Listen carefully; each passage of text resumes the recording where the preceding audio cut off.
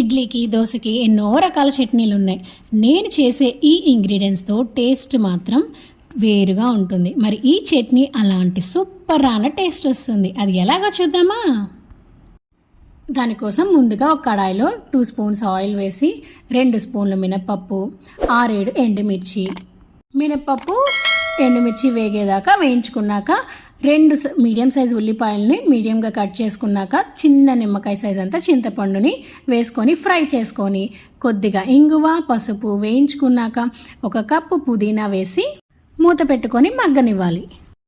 ఈ విధంగా మగ్గాక 3 టేబుల్ స్పూన్ల పచ్చి కొబ్బరి తురుము వేసి 1 నిమిషం పాటు ఉంచి స్టవ్ ఆఫ్ చేసి చల్లారాక ఈ మిశ్రమంలో రుచికి సరిపడా ఉప్పు వేసుకొని గ్రైండ్ చేసుకున్నాక ఫైనల్గా తాలింపు పెట్టుకుంటే మన చట్నీ రెడీ అయిపోయినట్లే. మరి ఈ చట్నీకి మీరు ఏం పేరు పెడతారో కామెంట్ చేయండి.